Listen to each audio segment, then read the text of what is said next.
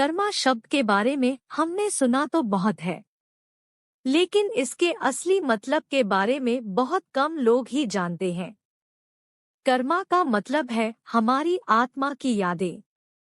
कर्मा का संबंध हमारे पिछले जन्म के कर्मों से होता है, जिनका फल हमें हमारे वर्तमान जन्म में मिलता। हमारे पूर्व जन्म के कर्मों और कार्यों के कारण ही हमारे जीवन का पथ निर्धारित होता है। जिसकी शुरुआत हमने की है, हमें उसका अंत तो करना ही पड़ता है, और यही कर्मा का अर्थ है। पिछले जन्म में हमने जो काम अधूरे छोड़ दिए थे या जिन्हें हम पूरा नहीं कर पाए थे, वही काम हमें अपने अगले जन्म में किसी न किसी रूप में पूरा करना ही पड़ता है। तब तक हमें अचानक परेशानियों, कार्यों में देरी और मुसीबतों का सामना करना पड़ता है। अगर आप अपने जीवन में किसी शख्स से बहुत ज्यादा नफरत करते हैं या आपको बहुत ज्यादा मेहनत करनी पड़ती है, तो ये आपके पिछले जन्म के बुरे कर्मों का फल हो सकता है। 9 एक अच्छे और बुरे कर्म। आश्चर्य की बात है कि हमें अपने पिछले 5 जन्मों के अच्छे और बुरे कर्मों का फल भोगना ही पड़ता है। कर्मा को अच्छी तरह से जानने के लिए पिछले जन्म की इन 5 घटनाओं और पहलुओं को समझना पड़ेगा। नौके पर दुर्गा माँ के आने से मिलते हैं, ये शुभ फल नहीं होता। 9 कर्म का अंत।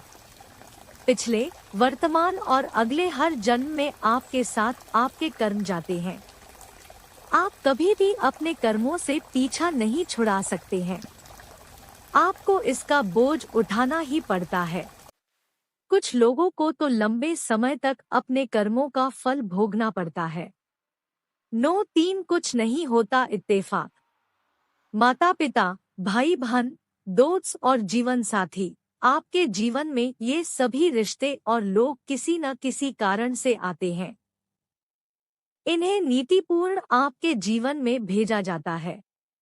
आप इन्हें छोड़ सकते हैं, लेकिन इस बीच कर्मा आ जाता है और आप चाहते हुए भी अपनी इस इच्छा को पूरा नहीं कर पाते हैं। 4 कर्मा का करे सामना। ऐसा नहीं है कि आप योजना के अनुसार कर्म करें। आपके जीवन में जो भी समस्याएं और कार्य आते हैं, उन्हें करना और सुलझाना ही आपका कर्म होता है। हर इंसान की आपकी जिंदगी में एक भूमिका होती है। वो आपके जीवन में क्यों आए, क्या सिखाने आए या वो आपके साथ क्यों है, ये सब कर्म पर निर्भर करता है। उस इंसान के साथ आपके बुरे और अच्छे कर्म जुड़े हो सकते हैं। सच यही है कि आपको अपने कर्मों का बोझ उठाना ही पड़ता है। 5 आप जो करते हैं, वही आपको मिलता है। आपके आसपास चलने वाली चीजें कर्म नहीं है। कर्म कोई नकारात्मक चीज भी नहीं है। सकारात्मक और अच्छे एवं सत्कर्म भी होते हैं। अगर आपने अपने पिछले जन्म में किसी की कोई वस्तु चुराई है, तो आपको अपने आने वाले किसी भी जन्म में उसका भुगतान करना ही पड़ता है। 6 कर्म अपना रास्ता ढूंढ ही लेता है। पिछले जन्म के कर्म किसी न किसी रूप में आपके वर्तमान जन्म में सामने आ ही जाते हैं।